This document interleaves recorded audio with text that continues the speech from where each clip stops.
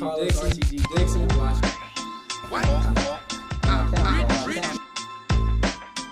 You are listening to Country's Louisville's finest, DJ Ice.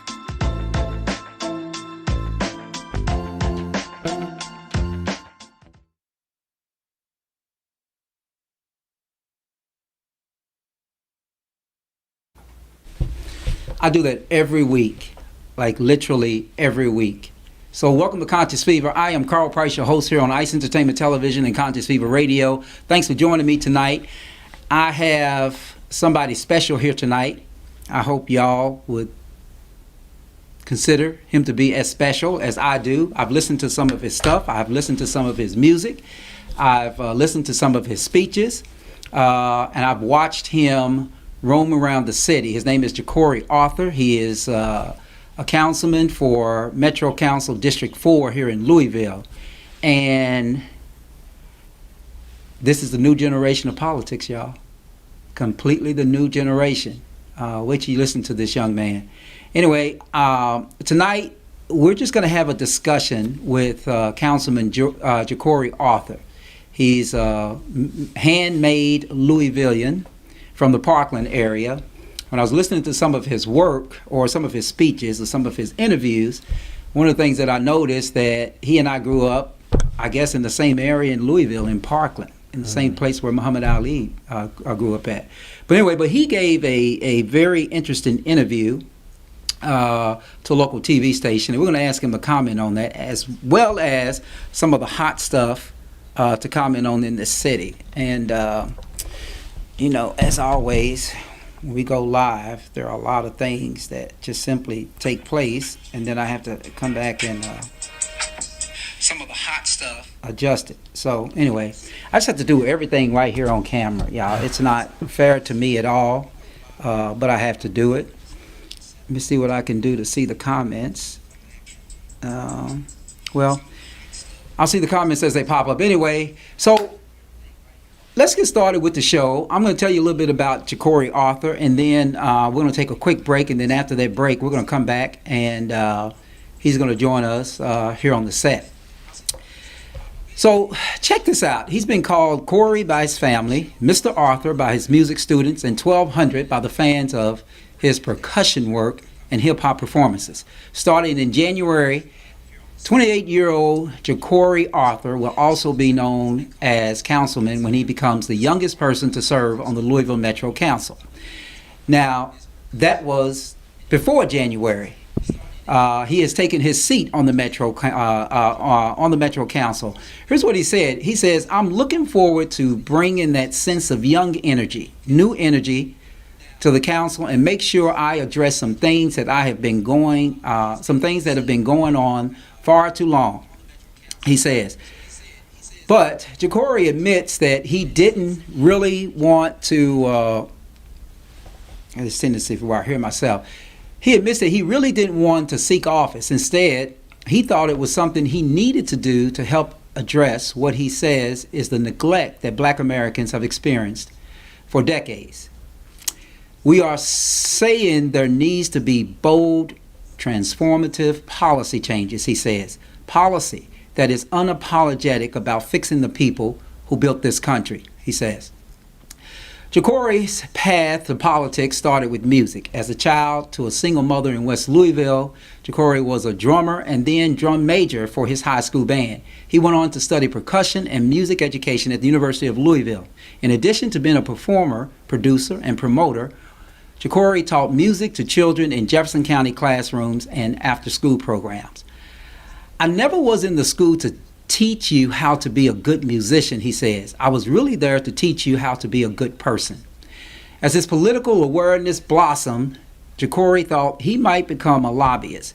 But he says he realized that to make real change happen, he had to seek office. "I'm ready," he says, "to be the loudest, the proudest, the most unapologetic, blackest, the youngest, and some people say the prettiest politician that they've ever seen," he says. He's joining us right after this break here on Conscious Fever.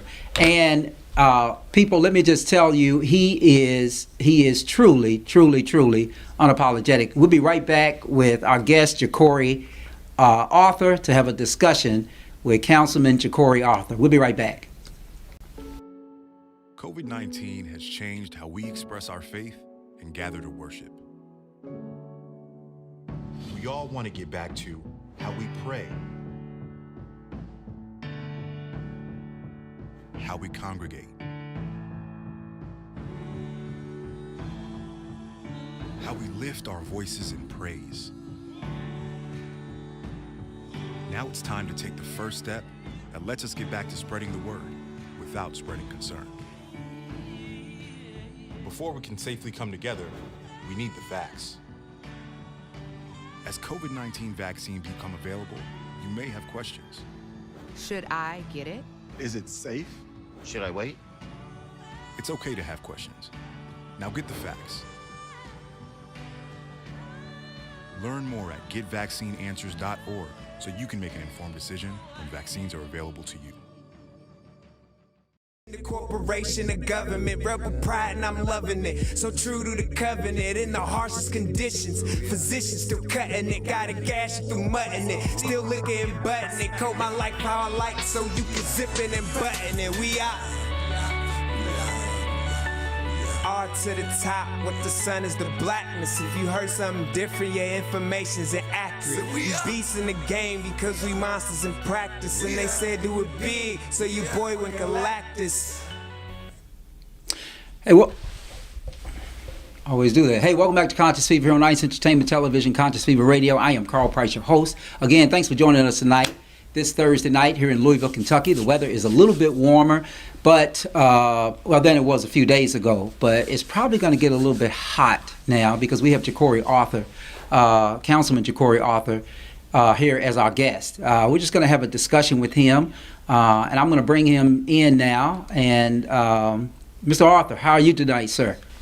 Peace, I'm doing all right. You know, we just got out of a budget hearing where the public got to come and speak about how we're spending their tax dollars. So definitely something that I've been looking forward to, just to hear from our people. Right. And I actually noticed that you were going to be in that hearing tonight. So I was a little bit concerned that you wouldn't grace us with your presence, but you're here. Welcome to the show. You know, sometimes we have some audience up here. I don't know if we have them tonight. We do. So they're going to say thank you and welcome to Jecorey Arthur here to the studios of Conscious Fever here on Conscious Fever Radio, Ice Entertainment Television. So let's just get started here, Councilman. First of all, congratulations. Thank you. And I will tell you this, that I saw some of your literature. I saw some of your, particularly some of your campaign literature. And everybody was taken aback by the braids hanging from your beard or hanging from your chin. You campaigned unapologetically black. Tell us about that. Well, when I first announced, and this goes to show you, you know, how backwards Louisville has it when it comes to addressing race issues, a lot of people told me to quiet down. A lot of people said Louisville isn't ready for a politician, especially a legislator, to address race or to run on race. But as time went on and the pandemic came about, as the protests came about, everything that I was saying at the very beginning of our announcement became more and more relevant, from addressing systemic racism through addressing poverty, through addressing houselessness, through addressing unemployment, through addressing everything that got us to where we are today. It was all created because politicians sat in the room and they made decisions and they helped position us to be where we are. So when I announced, I addressed that, and I was told not to address it. But as time went on, it went from being something that people maybe weren't ready to talk about, but over the course of time, it was more relevant than it had ever been. And as the protests really got to the peak of where they were, becoming this international voice, speaking to media outlets all over, and really just saying the same of what I said when I announced, and to zoom out even more, the same of what I had been saying in my music, and some of which I had also been teaching in the classrooms. I'm definitely the same person, from musician to professor to councilman. What up? If you said I wouldn't be, shut up. Oh, okay. That is one way of putting it. Let me. I had the opportunity. To look at some clips, and I don't know when this was done, but it was done by a local TV station here, WHAS, and I thought it was really interesting. And so we're going to play some of those clips here. In fact, this first one, I'm going to play it, and I'm going to ask you just to comment on it, but you probably don't need much to comment on this one because this is basically who is Jecorey Arthur. I want everybody out there to just take a look at this, and then we're going to have Councilman Jecorey Arthur comment on it. Check this out. So while I have your attention, you should know to stop blaming us for a condition that you either created and/or condoned, and start working with us to fix it.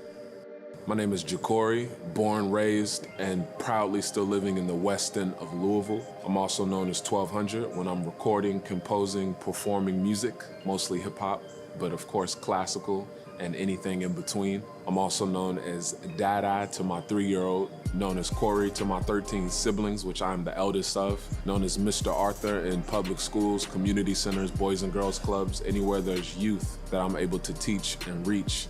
I'm also known as Professor Arthur at Simmons College of Kentucky, our state's first higher education institution for blacks, and pretty soon I'll be known as Councilman Arthur for Metro Council District 4. That's who I am, that's what I do, and who I represent, what I represent. Unapologetically, Jecorey Arthur. Anything you want to add to who you are and what you represent, Councilman? Well, something I often say on like the council side, the politics side, is that as legislators, we not only have to write laws, but we have to write laws, as in we have to correct the laws that were written to wrong us. And even if we just think about like writing with a W, you know, when you unpack the history of black elected officials, particularly the legislators, if you can't point to specific policy that they introduced, specific legislation that they wrote, whether it's on the local level of ordinances, on the state level of bills, or beyond when we're looking at bills and acts on the federal level, which there are a handful of black legislators at that level. But if you can't point to specific legislation that they championed, whether they wrote it or they co-sponsored it or they got it passed, you could almost argue that that black person was only a symbol and they provided us with no substance. And since the 60s, where we saw landmark legislation, you know, the Civil Rights Act, the Voting Rights Act, the Fair Housing Act, we've seen a whole lot of symbolism, a whole lot of black faces in white spaces. But, you know, thinking about who I am and what I represent, what I've been trying to do since I've been on council for, you know, these 4 months now, is to really change the culture of the black elected official to focus and center on policy. Because in Louisville, you know, we got about 800,000 people in our county. Only 26 of them can pass laws. And as one of those 26, I have to make sure I am focused on writing those laws and passing those laws. And if you have a black legislator who represents your district, whether it's now in the past or even outside of the local political landscape, you have to ask yourself, what laws have they passed for me? I don't want to hear about potholes. I don't want to hear about honorary street signs. I don't want to hear about murals. I don't want to hear about ribbon cuttings. I don't want to hear about any of that. That is all symbolic. There are only 26 people who can write those laws in your city. And if your representative cannot speak to those laws, which I'm happy to speak to some that I'm drafting right now and on the verge of filing and that I've already been co-sponsoring and working on, then your elected official, your legislator, is not legislating. A lot of people don't know what we do. We are supposed to legislate. We're supposed to pass laws. We're supposed to pass the budget. And every now and then we pass you on to a city service. But those are our powers and our responsibilities. And it's important that we take ownership in those and we do what we're supposed to do. Right. And, you know, it's interesting that that you talk about the laws that are being considered there, and I'm anxious to hear what it is that you've prepared to present, because I'm sure it's proud, I'm sure it's black, and I'm sure it's unapologetic. But I want you to comment on something that was in the news recently, specifically this activity by Louisville Metro Police Department to actually shut down or actually put up blockades, and maybe you can just comment on some specifics, but put up blockades around the Kroger grocery store in West Louisville, which is a heavily a grocery store where a lot of people shop. Let me just put it that way. I always grasp for big words and never can find them. They always hide from me. But comment on that, because apparently there were a number of West Louisville residents that were pretty much upset about that. I will comment on it, but it reminds me of something that somebody said not too long ago. It was really at the peak of the protests last year. They were talking about going to war with the city or going to war with the police. And I said to that young man, I said, let's take away the fact that they have more guns than us, more artillery than us, and let's just look at basic terms and basic needs. They could shut off our food supply. They could shut off our water. They could shut off our electricity. We will be starved to death. So I think of that as you ask about this Kroger, the shopping center, the most important, I would say, economic center in the west end of Louisville. I call it the Black Kroger. That's the Kroger that I grew up, all my family grew up shopping and going to. At one point, I think there was a Winn-Dixie catty-corner across the intersection. But, you know, that's an example of the neglect and the outright disrespect that we face being black in this city, living in the West End in this city. And the Chief Erica Shields, she actually came to speak to the council on Tuesday night for the Government Oversight and Audit Committee. And, you know, there were a lot of questions flying around, but I had three main questions. You know, really wanted to get down to what happened, why it happened, and how do we keep it from happening again. None of those questions were answered. And that is an extension of that neglect, to the point where not only do you shut down our food supply, you shut down daycares, you shut down businesses in the midst of the largest economic impact, the largest event that has the most economic impact in the city. You just shut that down for us. And then you can't even answer questions, simple questions like who decided to go into the grocery store and consult with the store owners, or who did you talk to on the mayor's staff? Who did you talk to on Metro Council? It's a very vicious, nasty cycle that is being perpetuated by some of our city officials every year, year after year. So when it comes to that, I think that is a microcosm of a larger issue. You know, in the year when everyone was shouting Black Lives Matter, that was a blatant statement being made that Black life does not matter, and our city officials made that choice, and they're not even owning up to making that choice. Interesting. I'm curious to know. I'm curious to know because I watched a clip of the two of you all going back and forth, and maybe it wasn't that, but I recall the chief responding in a manner that says that we need to quit doing this tit for tat. What do you think she meant by that? I think to a certain extent, the chief thought that I was trying to catch her slipping, which I had already caught her slipping multiple times in our exchange. But I think to a certain extent, she was trying to be careful. You know, she's new. She didn't want to ruin relationships. But and maybe it's because, you know, I'm 28 and somewhat impatient when it comes to working with adults. I think I'm of the mindset that we just need to be as direct as possible. We have wasted so much time and wasted so much energy and wasted so many resources playing around. I think that's more tit for tat than anything. And I was really asking, you know, who was responsible in all of these parties more than anything, so that the people who were a part of the problem can be a part of the solution. And what is the point of me, someone who had no clue what they were going to do until I found out about it on social media? Why would I go through all of the effort that it takes to sit down and come up with a better plan to address that problem if the people who are a part of the problem are going to ignore that plan or just follow through on their own plan? So a part of that was really just community building and trying to get an understanding of who's who and what's what and how's how. But it's hard to have those conversations where people are being secretive. And you could think about that in relation to the Kroger situation, where she blamed it on a miscommunication. You could think about that a few months back, where they completely destroyed and threw away the belongings of some houseless individuals who are my constituents, and they blamed that on a miscommunication. Or you can look at last year when they went to Injustice Square Park, aka Jefferson Square Park, and they threw away protesters' belongings, and they blamed that on a miscommunication as well. We got a whole lot of miscommunicating going on, but for some reason when we ask who did the miscommunicating, they act like a ghost did it, and we don't know who's what. James Baldwin said, you cannot fix what you will not face, and it's hard to face something that you can't see. Right, absolutely. So there's a flaw there.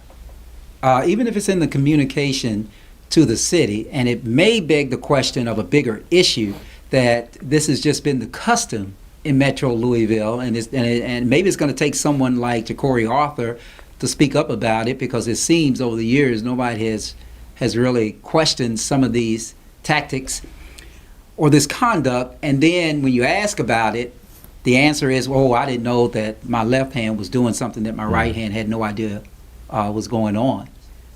Something similar to that, right? Absolutely. I really just, I want it, like when I'm done and however long I'm in this term and the next one, I want to make sure that our people are aware of the strength that we do have, you know, now in this moment, but even zooming out, as I've said over and over, we built this country, the most richest and powerful country ever. We built it. Our ancestors did this. So we can't let that fight, we can't let that energy die ever. We got to continue that today, 2021 and beyond, and realize, even on the council, there's 7 black council members. What would happen if all 7 of us were in that committee, all asking some of the same questions, locked arms, locked in step? And even when you look at there's 26 council members, we got 26,000 people in our districts. But how many people in your district, how many of your neighbors have been tuned into those budget hearings? How many of your neighbors are aware of what laws are on the books right now that are destroying us? How many of your neighbors are aware that we got relocation housing for former Beach or Terrace residents who were displaced from where they live, being introduced to a different council district, and that councilman is saying he doesn't want it out there and he's blaming it on traffic conditions? We have to be engaged. We have to be engaged, and it is so much more than just showing up to cast your vote. We're making decisions all year round. We're making votes all year round. So I fully expect us to be as engaged with politics as we are with anything else that is a habit in our lives. Interesting. Let's take a look at another video from your interview, Councilman, and then I'm going to ask you to comment. Check this video out. To experience being black in America is to experience being misidentified, mistreated, and misunderstood. And by misidentified, I mean we haven't even been black in America. We've been African, we've been Negro, we've been colored, we've been Afro-American, we've been African-American, and now we black. But what I would love for us to get to a point of being as far as identification is just American, like so many others. And I can't wait till we get to a day where we're not American descendants of slavery, an institution that totally dehumanized us and really led us to where we are today. We're American, just like anyone and everyone else who is here. That's the misidentification part. When it comes to the mistreatment, not only were we locked down by slavery, but we were locked out by segregation or Jim Crow, legal segregation that gave us inadequate health care, inadequate education, inadequate everything in life. And that's why we are also, as Black Americans, as American descendants of slavery, misunderstood. Because the average person doesn't realize those issues that have really laid the foundation for us to get to where we are today. We didn't just wake up one morning and all of a sudden have all Black people concentrated in ghettos across America. We didn't wake up one day as 13% of the population and all of a sudden become 37% of the prison population, 40% of the homeless population, over 50% of the homeless families, 40% of school suspensions. This has been socially engineered over the course of centuries. But somehow today we're in a position where everyone looks at us as if we are lazy, or we need to lift ourselves up by our own bootstraps, or that we need to do better, or that we need to strive more. That's like telling a baby, a newborn baby, to swim across the ocean. They don't have the motor skills and the resources to swim yet. That's what it means to be black in America. Interesting. Deep. Which brings me to a comment, and I want you to, and I know you talk about this in a different clip, but I want you to see this comment. He says, with that, should we, and he capitalizes we, be focused on creating our own grocery stores, responding to what you said about the incident at Kroger? Your thoughts? Well, we used to have our own grocery stores. There's still a handful I'll get into in a minute, but we used to have our own grocery stores. And I would say the reason those grocery stores probably thrived more than the grocery stores we see today is because those were the only grocery stores we could shop at. And I think the clip you're getting to eventually is about desegregation. Well, when those barriers came down, those whites only, those blacks only, when those signs got lifted up, you can still argue they're largely there today, but when those signs got lifted up, all of a sudden you had options to go elsewhere. And, you know, when that money circulates out of the community, out of your local neighborhood economy, all of a sudden, you know, you're not necessarily taking care of that mom and pop shop anymore. And add to the fact that something called urban renewal, aka Negro removal, came in with a wrecking ball, literally, and destroyed your grocery store. And I'll fast forward to today, but then I'll also go back in the past in a minute. You know, so fast forward to today, there are black-owned grocery stores. And the fact that you commented that lets me know everything that we need to know about why we can't have black-owned grocery stores. You don't know they exist because they don't have the resources to let you know they exist. I walk into those grocery stores and I love my sisters and my brothers who make those, but you do not have the resources. As I talked about a baby swimming across the ocean, you do not have the resources to function as a full-service grocery store. And that's just the reality of it. You know, we walk into black restaurants, into black establishments, and oftentimes we can feel, we can see, we can taste that level of inadequacy that I talked about earlier. It's because we don't have any wealth. We don't have any capital. You know, when you look at the middle black family, according to the Federal Reserve, you know, taking away depreciating assets like the car and clothes, we are worth $1,700. You cannot start a grocery store with that.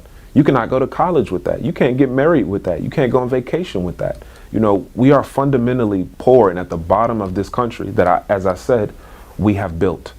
And going back in the past, one more time, just to comment on the grocery store piece, without protections, without adequate not only capital, we also lack, I would say more than anything, the ability to sustain those in a world that is ran by white power and white wealth. You can think of Tulsa, Oklahoma.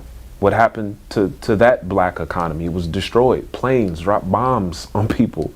What happened to Old Walnut Street? Destroyed, wrecking ball. So what's happening across the landscape of being black in this country is that we have something and then it is stripped away. We have something, then it is stripped away. And you have to account for the fact that even what we had, it was little to nothing to begin with. So it's almost like when it gets taken away, the powers that be, they don't think it's a big deal. Interesting. You know, you bring up a very, very interesting point because we had a guest on here a couple of weeks ago, and well, two guests, discussing, I think we were discussing the Chauvin trial, but part of the discussion led to a comparison of integration and segregation and how we performed when we were oppressed under Jim Crow and how our ancestors performed immediately after the ball of slavery was lifted. And one guest actually suggested that, he did not suggest, but the other guest thought that he suggested that we were better off in Jim Crow. But in fact, the point was, and I think this is the point that you just made, is that when you look at that time period, that's a good example of how we came together and how we patronized one another. Of course, until integration came and we started to spread out, things became a little different. Kind of similar. Your thoughts? It is. And I think what we also have to realize is, like, people don't know the numbers when we talk about wealth and we talk about our conditions. In America, even in the 60s, looks totally different than in America today in 2021. I was asked not too long ago, have things gotten better or worse? Without a doubt, it has gotten worse when you just simply look at the amount of wealth or the lack of wealth in Black America. Because in the 60s, we're talking about an economy that's, a few hundred billion, 300, 400 billion max. When you fast forward to today, our economy is 132 trillion. Our household wealth is 132 trillion. And just to contextualize how much money that is, the last COVID relief bill was like 1 point something trillion. You got to think about that. Stimulus or survival checks went out to everybody. Billions of dollars went into investing in our businesses, went into investing in our healthcare system, all these vaccinations, all of that, everything that we're experiencing right now was less than $2 trillion.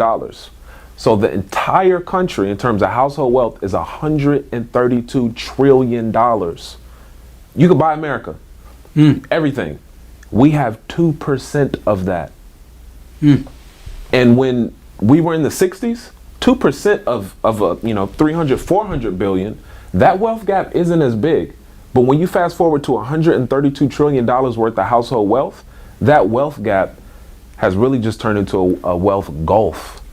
And we talk about it like, we can college our way out of it, or buy black our way out of it, or bank black our way out of it. None of that works. Otherwise, we wouldn't be here, a century and a half after the fact, still trying to figure out what we're supposed to do. And we can get into this later, but none of this works without closing that gap, which would require direct payments, reparations from the federal government that only has the power to produce those payments, just like they gave payments to Native Americans, Japanese Americans, and somehow found Jewish Americans all over the world, even though they suffered an atrocity overseas. We have the power to do that, but we as a people have not demanded that. And some of us will argue that we don't need it, but have an eviction notice on your door. Right. Well, how do you respond to the critics of reparations? Because you mentioned reparations, when they say it would just be crazy trying to figure out who gets it. I don't think it's crazy at all. If you look at the Immigration Act of 65, that is when we started to see droves of people who weren't black and white come into this country. And even then, you didn't start to see large swaths of foreign-born blacks until the 80s and the 90s. Pew Research says that 45% of foreign-born blacks came here after the year 2000. It's not hard at all. We know who was here. You know who your grandmama is and your great-great-granddaddy. You can trace them back easily and all sorts of resources. As I said, they found Jewish people all over the world and paid them reparations. You don't think they can't find us? Over half of black America is still in the South. They don't call it the Black Belt for nothing. We're still largely where we were enslaved, where we came from, where we were Jim Crow. We're still largely there. It would not be difficult whatsoever. I think that, more than anything, is an excuse not to make us whole. Because when you pay us reparations, think about all the people who benefit from us being at the bottom. We don't need your grocery store anymore. We don't need your welfare anymore. We don't need your handouts anymore.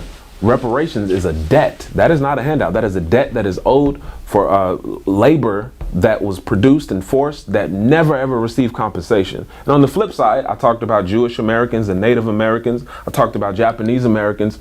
You know who else got reparations? Who was that? The slave master. The people who enslaved, they got reparations. Right. So you mean to tell me we can't figure out? It's very easy. It's very, very easy. But what it would do is it means we're not on the bottom anymore. And I don't know who else will be on the bottom, but it's not my fault, not my problem. As I said, we built this country, and there's no reason in the world we should not reap the benefits of it. Right. One comment here. How do we make it better when sometimes we are pulling each other down instead of lifting each other up? It only takes half of us plus one. Right. So you really don't need all. Right. And I don't mean that as in, we need to leave everybody else behind and they just burn up and die. I think to a certain extent, once you get that half plus one, the others will eventually follow and they will eventually come with us. Right. But right now, I would say we maybe have a tenth of people engaged at that level. You know what I mean? Like, Right. how many of you are subscribed to your councilperson's newsletter? Now, how many of you are subscribed to Netflix or Hulu? You know what I mean? Right. You pay more for your councilperson because that come out of all of your paychecks. That come out of everything. And you pay more for them, but you're not engaged with the news that they have. And in some cases, I would say more than anything, that there's where the lack of accountability is with our elected officials, because they depend on you to not be engaged. They depend on you not to go to LouisvilleKY.gov and look at the proposed budget that has $200 million for LMPD. They depend on you not to look at that budget. They depend on you to be tapped out. That's why nothing has changed over the course of time. We are totally disengaged with the political process. Interesting. Speaking of being engaged and disengaged, FOP contract. At some point, Metro Council is going to have to weigh in on, I'm assuming Metro Council has to be a part of that approval process. I'm just making that assumption. But in addition to that, before I get to the detailed question about the FOP contract, what happens at Metro Council, and I can tell you, just full disclosure, I was a Board of Aldermen council attorney. Okay. Board of Aldermen council, one of the junior councils, many years ago. And one of the observations I made, Councilman, was that we spent a lot of time listening to the consent calendar, and a lot of those were contracts. A lot of those were contracts of people, that was doing stuff for the city, that was getting our tax dollars, and it was and I mean, but there was no debate for it. A lot of that shit, if I can say that, was on the consent calendar. Has that been your experience in the short period of time you've been on the council? Not as much, and I would say more than anything, like the FOP contract, people are tuned in. We respond. Unfortunately, Breonna Taylor had to die for us to be tuned in. George Floyd had to die. Ahmaud Arbery. These people in Black America had to be killed for us to be tuned in at the level that we are right now. But that FOP contract, a lot of people got a lot of eyes on it, and I seriously doubt that's going to go through as smoothly as maybe some people think it might. There would definitely be a lot of debate. There would definitely be a lot of back and forth. But at the end of the day, in terms of that contract specifically, we get it. We look at it. We vote yes. We vote no. As of now, we are not a part of that process. There's a group called the 490 Project that is fighting to make sure there are observers, just observers alone, in the room. There's also an ask out that the chairman of the Budget Committee, Councilman Bill Hollander of District 9, that he gets to observe the contract negotiations. And I also have an ordinance being reviewed by county attorneys. I have to set up a meeting with them. They emailed me earlier, that takes disciplinary action out of the FOP contract because that's problematic, but also it eliminates qualified immunity. So that's being reviewed right now. We'll see what happens when I get with the county attorneys this coming week. But the FOP contract, I would say a lot of people have eyes on it, and it will not be on that consent calendar. We'll be watching. It'll be interesting. I'm going to keep the screen on you because this is a huge comment. He says with that, and I'm not sure what, I guess he'll tell us what he's referring to, but with that, he says, with what you're saying is that we have no choice but to depend on white people to take care of us. I disagree. The black community have lots of wealth. The problem is our lack of discipline. This is why the foreigners set up shop in our neighborhood. Let me make it come back. My neighborhood, my company itself operates in those stores, supplying products to all of them, and for the few black-owned stores, most of them don't do business with black vendors. Any comment? He said a lot, or she said a lot. Yeah, he said a lot. So the first thing I'll address is depending on white people. I think people often conflate depending on white people with depending on the government. You only have one government. And there's nothing to argue at that point. If you want to depend on somebody else, you'll go to jail if you don't pay your taxes and then go to jail. So then at that point, you're dependent on the government anyway.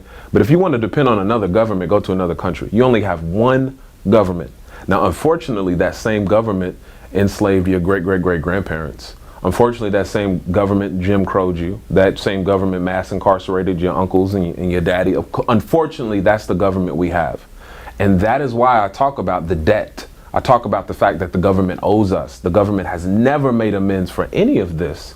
So when it comes to going back to reparations, at that point, once you are made whole and you have that wealth, there's a lack of need for the government. I think a lot of people don't realize white people, you know, separating them from the government. They are not the government. We have black officials in government. You know, when I'm talking about wealth, I know cities, small cities in your city, in your county, who largely don't depend on government because they have wealth. You know, when you had all those people with their cute little defund the police signs, what you don't realize is that they hop in their car, drive back across town, and they don't even deal with LMPD because they have their own police department. That is wealth. That is independence. That is freedom. That is liberation. That's emancipation. But we never receive that. So that puts us in a position where we depend on the government, which is not the same as depending on white people. And keep in mind that you only have one government. What else did that brother say? He said, let me just go ahead and put it back up there. He said, my company itself operates in those stores supplying about the black community have lots of wealth. The problem is our lack of discipline. That is why the foreigners set up shop in our neighborhood. Gotcha. So I just shared we have 2% of 132 trillion. If that's wealth, I'll remind you that we're like 14% of the population. That is not wealth. The racial wealth gap is larger than it has ever been in history. We do not have wealth. You might know a couple people who got some wealth. You might know a couple boomers who were very lucky in a period of time where the way that wealth worked, it was calcified, and they were able to take advantage of a time period and really get to a point today where they have their pension and they have their house. But when you look at black millennials, I think you got to be making like 80 or 90 to be in the top 5% of black millennials. That's not wealth, bro. No disrespect to whoever said that. You my brother no matter what. But you know, we don't. That's not no argument. $1,700 of the middle black family is not wealth whatsoever. There's a study I want this person to check out called The Color of Wealth. This was a study done by Duke University, UCLA, a number of economists across this country. They looked at specific cities, and I'm gonna point out Los Angeles. And in those cities, they unpacked wealth. They unpacked household wealth and the worth of specific groups. They looked at Japanese Americans. You know, they were like 500,000 worth of household wealth on average. Chinese Americans, 400,000. White Americans were in like the 350 range. They got to black immigrants, they were in the 100 range. They got to Mexicans, they were down to 4,000. That in itself is criminal. But when they got to the middle black family, the native black family, born in this country, enslaved in this country, Jim Crow, they were worth $200. Wow. Now compare that to the Japanese Americans who were worth, you know, that 405. We don't have wealth. And I think that's the issue. We talk about pulling ourselves up by our own bootstraps. We were the boots. We were the tools. We were worth more than the entire economy in this country. Our bodies were. And we never reaped the benefits of everything that our bodies built. We never reaped the benefits of that. I don't remember what else he said, but it's like we live in a fantasy world. It's almost like we're chasing Wakanda to a certain extent. And Wakanda does not exist. I'm sorry to tell you. United States of America exists. This pandemic exists. In about 10 years, automation will exist, and it will totally wipe out whatever store you have, because retail and transportation and production and administrative jobs will not exist. We have to wake up and realize that the reality that we thought we had, because we see Jay-Z is worth however much money and Beyonce and Kanye are worth, and Oprah, that is symbolism. And that hides the failure of black America and the failure of government on our behalf. We have to come to terms with that reality. Otherwise, we will not exist in a country that we built. Interesting. Councilman, I want to take a look at another video and ask you to comment on it. Check it out. One of my first memories of racism was being in, I think, the second grade. And we were learning about American history. We had to make the Mayflower, and I was not allowed to put anyone on the Mayflower who looked like me. And when we studied the Mayflower and we studied that colony, there was no one who looked like me. Little did I know, when I fast forward in life, we existed there, but it's almost like the Native Americans were pushed to the background. European Americans were pushed to the foreground, and the African Americans were just not existent. Interesting. My birthday is next week. Your birthday's next week. It's on the 19th, and that's also Malcolm X Day. And listening to that reminded me of what Malcolm X said once, twice, probably thrice. He talked about, again, a reality check that we used to be forced labor, we used to be slaves. And he was like, talked about the conditions of those slave ships. And then at the end of it, he said, but some of you thought you came here on the Mayflower. And I think that experience, second grade, third grade, whatever that was, that experience before I even knew really much about those slave ships, is that I thought I came here on the Mayflower, but I did not. We did not. What did he say? We didn't land on Plymouth Rock. That's a perfect example of that. It landed on us. Right. Interesting. I'm going to get to some more comments from the individuals, but there's another video that I want to take a look at and just ask you to comment on. Check it out. As an artist, I have had the opportunity to perform with professional symphony orchestras across this country. It is rare I am on stage with anyone else black. Why I gotta be the only black person on stage? Or when I'm in the public school system, why do I have to be 2% of that?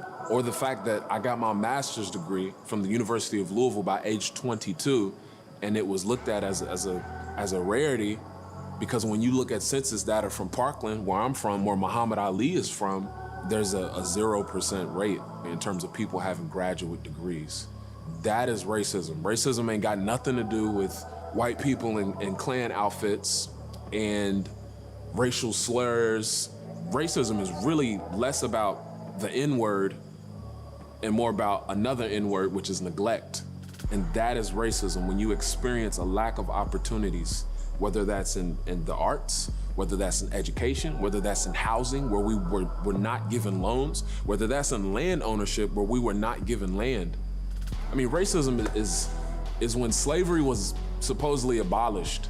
Not only did we get nothing from it, from our pain and suffering, there was land and grants given to the people who owned us. That is racism in its finest. And you could almost relate that to today, when we have a situation where Breonna Taylor is killed and her family gets restitution. Black Louisville has gotten nothing at this point, as collectively, anything of substance. And now we're about to give police officers money to live in our neighborhoods after they've traumatized us. That was a little deep. Now we're about to give police officers money to live in our neighborhood after they've traumatized us. Talk to us about racism from Councilman Arthur's vantage point. When you look at a map of poverty in Louisville, you might not be surprised, you might be surprised, but that poverty is concentrated in the upper left corner of our county. The northwest corner is concentrated in what we call the West End. When you look at a map of housing instability, it is concentrated in that upper left corner in the West End. When you look at a map of unemployment, it is concentrated up there as well. When you look at a map of where the black people are, a racial dot map, it is concentrated up there. When you look at a map of 2021's homicide this year, you can take a wild guess at where those homicides are concentrated. And this is really nothing new. There's a commission, the Kerner Commission. It came out, March 1968, about a month before King was killed. And this report is something that every black person in the whole country just needs to read and understand, because it's saying what we've always been talking about, the experience that we lived, but it contextualizes it back then with what they call civil unrest. And it very clearly said the lower the income, the higher the crime. And fast forward to today, I talked about racism not having much to do with the Klansmen. Like today, to contextualize it in today, you don't need Klansmen to ride through your neighborhood and shoot it up. Because of racism and where we are today, and because of all of the trauma and the layers added onto our lives, instead of that Klan riding through your neighborhood and shooting it up, who rides through your neighborhood and shoots the block up? We do. Interesting, which brings me back to, I know a discussion that I had on this show. You commented about it, and I see that somebody commented here. She says, what about the crime in the black community? And I think your last comment sort of alluded to, we're killing ourselves, right? Mm-hmm. How do we change that narrative? What is our solution to changing that narrative? And I say that because I've said this on this show many, many times, that we see a lot of activity because a white police officer kills a black woman. We've seen a lot of that in this city. We've seen a lot of that in Minnesota. But every time I turn on the news and take that comment that when I mention the news as if it's some reliable source, as a grain of salt, okay? But just for purposes of discussion, every time I turn on some type of media, I see two black faces. One is a victim of homicide, and one is a suspect, or one is someone who has been charged with that homicide. What is our solution to this crazy way that we're living today as black people? You talk about defunding the police. I live in the black community. When I live in the black community, I don't want to defund the police. I'm going to touch on another current event that relates to that and circle back to what you asked. I think when it comes to dealing with our own crime in our own communities, to a certain extent, it's almost as if we have PTSD, post-traumatic slave disorder. We have accepted the fact that, we were dehumanized then. We have accepted today that we are no longer human and we do not care about our own lives. And I'll compare it to a current event that's happening, the shooting at Vibes. And rest in peace to Sister Kashmir. I just donated to her GoFundMe, and I strongly encourage anyone, if you can, to give what you can, or share it if you can't give. A lot of people are mad at Jack Harlow, this white rapper. And I think it's interesting to see the frustration coming his way, some of which is very much so deserved in the fact that he enabled his friend. But here's the issue with that. You're mad at him,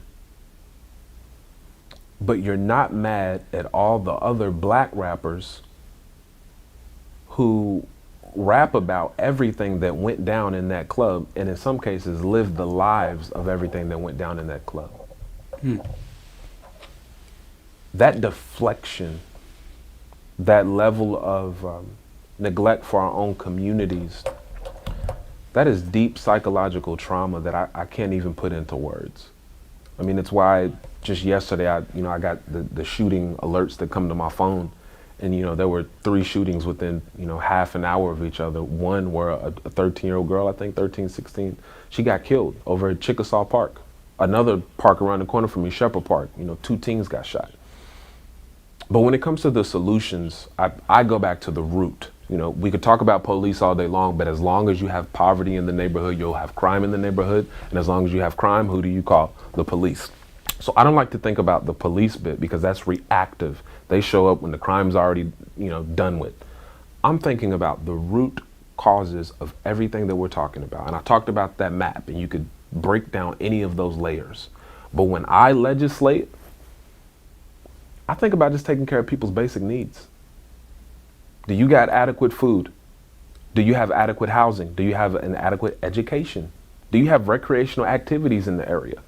And when we think about our neighborhoods, our neighborhoods that have not for decades, that is what really creates the system where violence exists. Because when I talked about that map of where the homicides are and where the poverty is, the unemployment is, we have 17,000 youth in this city between the ages of 16 and 24. 17,000 that are considered disconnected.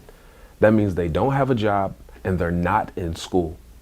And in Louisville, Kentucky, at least according to a Courier Journal report in 2019, and I trust that media outlet. I trust yours more, but I trust them. Okay. In Louisville, Kentucky, we have the biggest black-white gap of disconnected youth. 1 in 4, almost 1 in 4 of our black kids are disconnected. That's a big number. Tens of thousands of black youth in these streets that are disconnected. 1 in 4 are disconnected.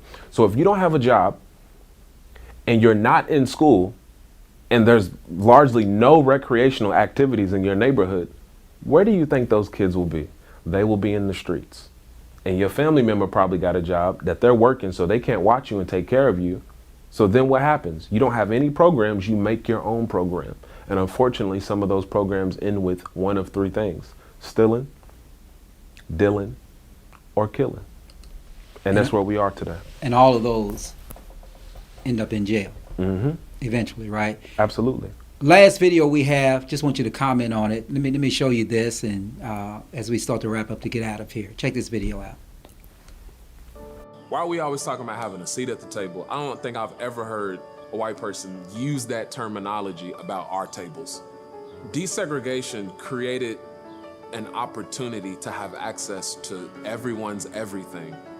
But what it did was we went from having our own schools, our own businesses, our own X, Y, and Z that were inadequate. But now when we can go into the white store across town that's better quality, better stock, better everything, we go over there, our business lose the support that we barely had anyway because we don't have any wealth. We go to the white schools, we go out of our community. So I don't like using the analogy of having a seat at the table, because I'm thinking about having our own table and beyond the table, having our own everything. I live in Russell, where only 18% of the land is owned by people who actually live there. And in case you don't know where Russell is, it's west of downtown, and it's a black neighborhood, 91% black. We don't own our neighborhood that we live in. And it blows my mind because my closest homies growing up were from Beecher Terrace housing projects in Russell, and gangs dying and shooting over these streets in territories that we don't own. We don't need to see more black faces and white spaces. We need black spaces. And we can all go into each other's spaces. We can all break down those barriers when we all have something to offer. I want to do business. I don't want to do charity anymore. But we will never get to that point without wealth. And that's why I preach about reparations, because the slave owners got it, Native Americans got it, Japanese Americans got it, our Jewish brothers and sisters got it, not only overseas, but here. But how come we ain't got it? How come we, in a few weeks, found money to give to people for COVID-19, but in a few centuries, we haven't found money to give to people because of 1619, which is when the slave trade started in this country. So as far as feeling the struggle of this moment and the past moments we've always had throughout history, I don't feel tired, I feel fired. I feel energized, I feel motivated, determined to do something about it in ways that have never been done before. I care less about educating you about the problems and just solving the problems. Because when slavery was abolished, there were plenty of people who had a problem with it. When Jim Crow or segregation was collapsing, there were plenty of people who had a problem with it, who didn't understand, who weren't educated. So I'm not naive enough to think that every person, white or whatever color, who's not black, is going to understand this moment and understand what needs to happen. That's a pipe dream. And I really don't care, and I don't think we collectively care if you understand. It's not about understanding, it's about progressing. And we are going to progress whether you understand or not. Now I'm aware that it's going to take some level of understanding to get laws passed. It'll take some understanding to get reparations paid. It will take some understanding to see that progress. But we can't keep using that as an excuse. Because in many cases, people know. They just don't care to know or to do anything about it. Interesting. You know, I talked about living in Russell and through reading a text known as 2 Centuries of Black Louisville, which I consider the Bible of Black Louisville. You know, I learned that Russell used to be up to like 6th Street in downtown. And over the course of time, it got pushed out. You know, we're getting pushed out. And, you know, we can talk about gentrification forever and ever and ever. But a piece of legislation that I'm proudly working on with the Smoketown Neighborhood Association, with the Root Cause Research Center, with a number of other black neighborhoods around the county, is something called historically black neighborhoods. And what it does is really 3 different things. One, it labels a neighborhood where freedmen went during and after the Civil War. And we know who the freedmen were. They were us. 2, because the label is not enough, Harlem is a historically black neighborhood, but what people don't know is that tens of thousands of black people have moved out, tens of thousands of other people have moved in.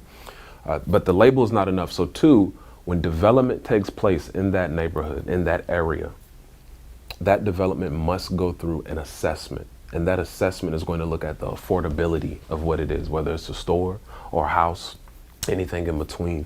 It's going to look at how it will impact rent or impact property value in the area. And that assessment will give you an estimate of if it will displace anybody. And if it does displace somebody, then 3 of the law is that it will prohibit metro resources to be used for that project. And those resources include land, money, and employees, because our government has been a part of the problem. And now with this historically black neighborhoods ordinance, which the county attorneys just approved last week, and we're still making some revisions, but they have approved of this law to be introduced to the council. This will be our government making sure that they're providing the solutions.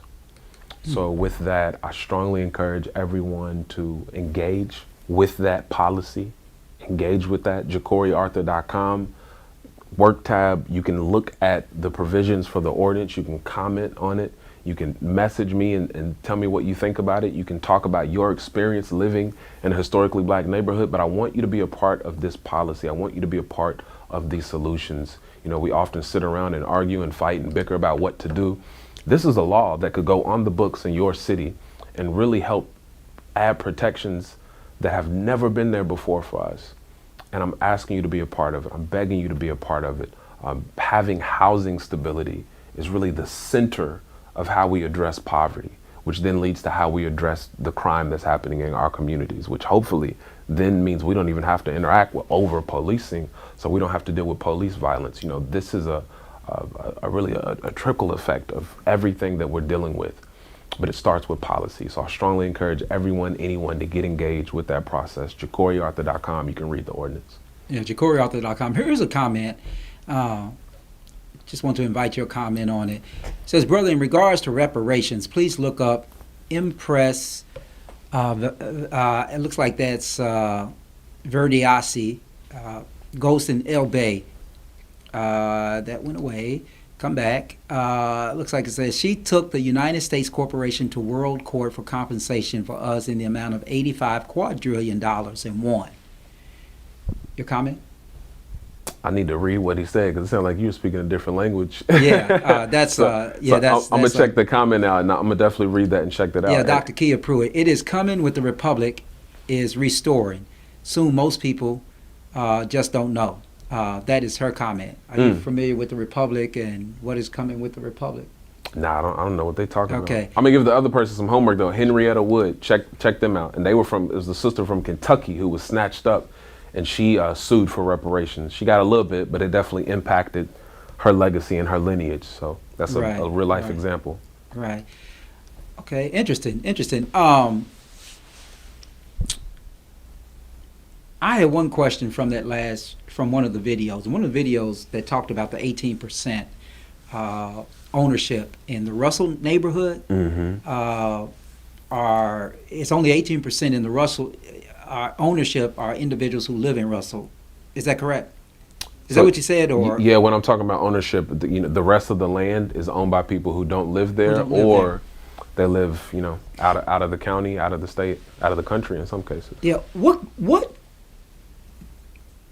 Councilman? What can Metro Council do about that without violating, constitutional rights to ownership of property, et cetera, et cetera?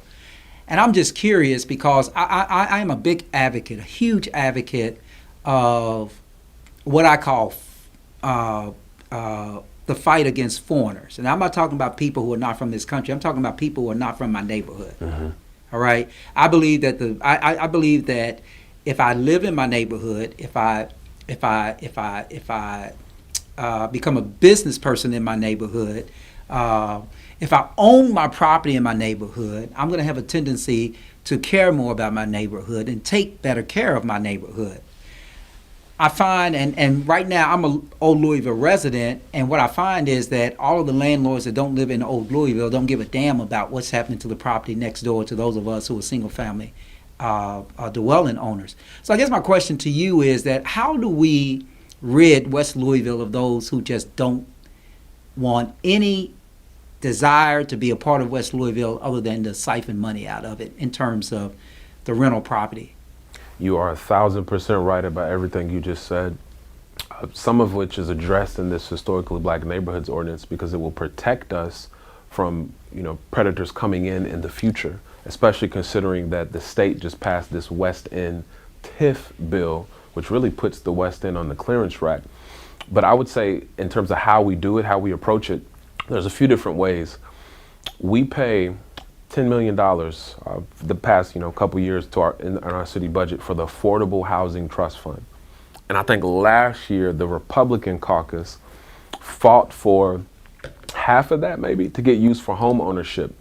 So we had a budget hearing tonight. We have another one coming up on the 27th where the public can speak, or you can go to louisvilleky.gov and leave comments. They have a public comment form that will go to every council member and advocate that when we give that 10 million again, or advocate that we get that 10 million period, because they might advocate to change it, advocate that a portion of that goes towards home ownership, and be even more specific and say that a portion of that goes towards home ownership in the West End. And if you want to be even more specific, I'm giving people homework now, this federal money that's coming in, $388 million, there is a proposal being led by Christy McGarvey, who runs the Affordable Housing Trust Fund, and Councilwoman Keisha Dorsey, which I will be totally 1,000% in support of, that puts an emphasis on home ownership in communities that were redlined. And you know where those communities are. So I strongly advise you to, as I said, get engaged with Councilwoman Keisha Dorsey, get engaged with me, get engaged with your legislator, and make sure that you're advocating for some of those initiatives, because that's what will really change what we're talking about here. And another map, if you look at where the vacant property is, the vacant land and property, I mean, it's almost like somebody just took a marker and just started putting a bunch of dots in the upper left corner of Louisville. They're all virtually in the west end of Louisville, almost 5,000 properties. It's insane. Right. Why is that? Why is that always the case? Very interesting. Anyway, Councilman, we have kept you longer than we intended to keep you, so I really appreciate you coming. Any last words other than the discussion you had with the audience, which I believe is extremely important, about engagement? And it seems that you have an interest and appreciation for talking about engagement now that you're in office. Yeah, for sure, because I think people, you vote and you elect people and you think they just gonna wave a magic wand and fix everything. We can't do anything by ourselves. As I said, there's 26 of us, but there are 26,000 of you in each council district. And what would happen if just 100 people in District 4, where I represent, if just 100 people organize around an issue? And that has not happened yet. But if 100 people organize around an issue, I ain't got no choice but to listen to them. If 100 people where you live organize around an issue, you don't have a choice. And there's so many different ways to engage. I think of 10, and I'll just lay them out real quick. One is to communicate. Tell somebody about what's going on. Tell somebody about this show. Reshare this show. Tell somebody something that you learned tonight. 2 is to educate. Dive deeper into everything that we've been discussing. Learn for your own. Fact check me if you want to. I might have got some things wrong, but educate yourself about all of these issues so you know what you're talking about when you come to Metro Council or when you're in the barbershop or when you're wherever. 3, you have to collaborate. Work with other people, whether it's your neighborhood association. You could work with people at your church. You could work with people at your job, work with people at your school, work with people in a social club, whatever environment you feel is necessary.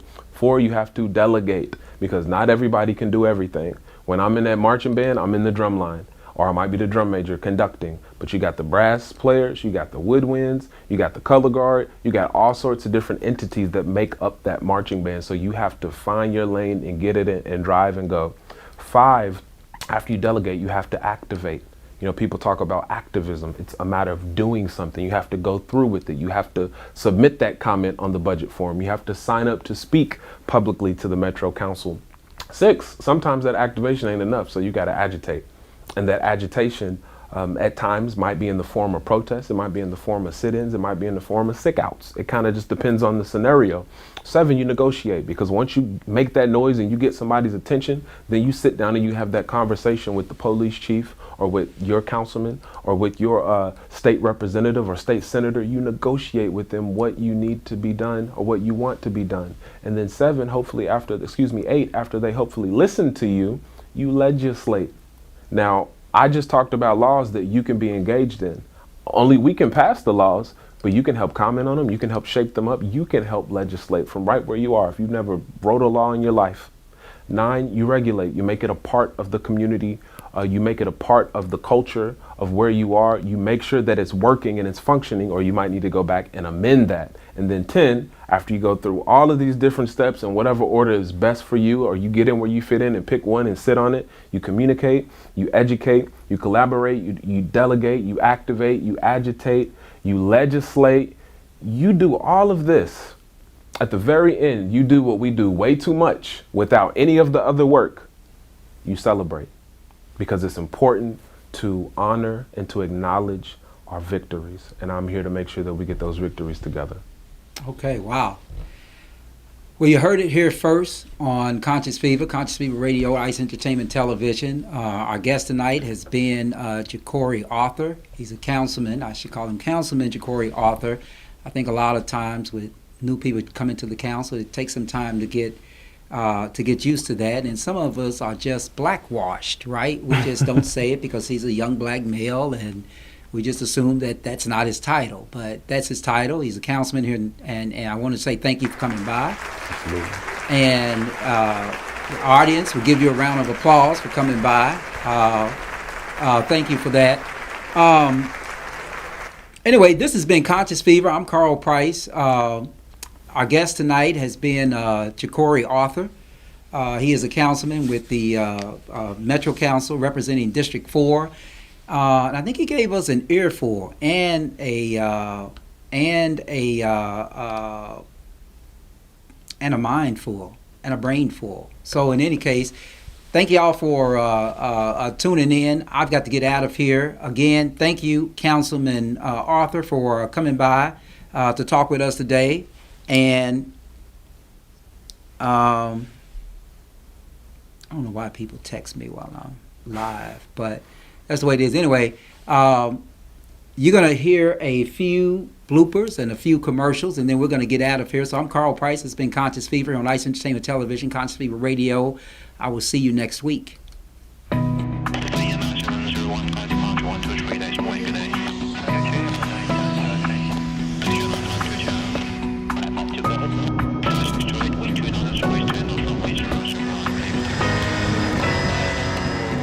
Welcome back to Conscious Fever, hosted by Carl Price.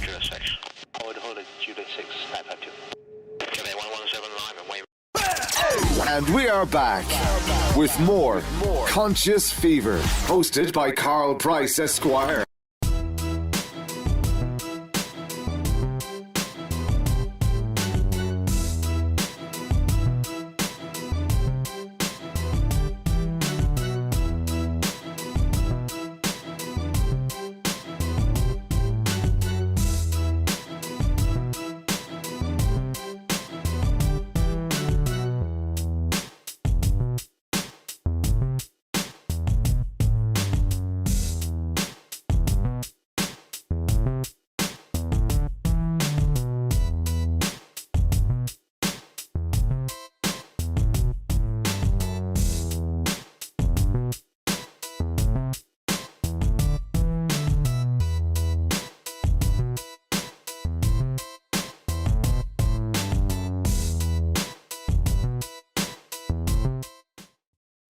You are listening to Conscious Fever, hosted by Carl Price. Yeah, and see, that's what the problem was.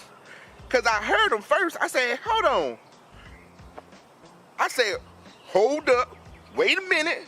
Something ain't right. Because then I start to taste them. I say, and then I start to smell them. So it's like a smell like tastes like other. So I knew something was wrong. I knew something special about it. You know? So what did you do when you heard the intruder? I ran upstairs. I had to run. And I had to do what that little girl, what's that little girl in the Holocaust? She had Anne Hathaway, Frank and Beverly. Anne Frank, that's a hiding bitch, ain't it? I had to get up the stairs. So he had so much rhythm. When he was walking up the stairs, he said, doom, doom, doom. Bitch, I started to almost beatbox up in the closet. Oh, boom, boom, boom.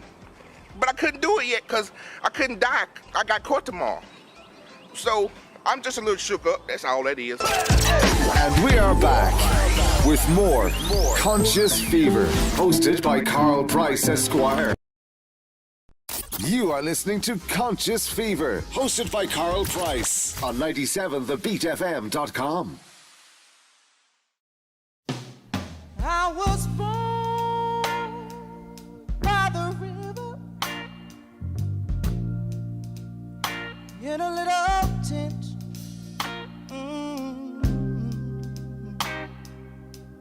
Like the river I've been running ever since. It's been a long time coming, but I know a change gonna come. Oh, yes, it will.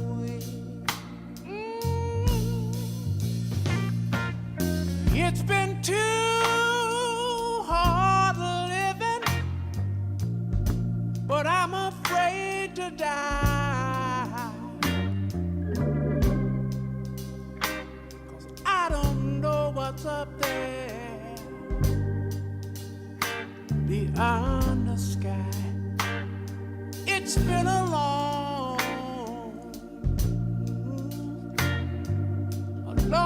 time coming, but I know a change gonna come. Oh, yes, it is.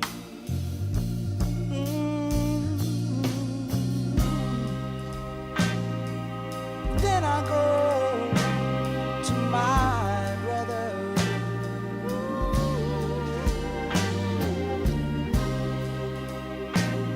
And I say, brother, help me please.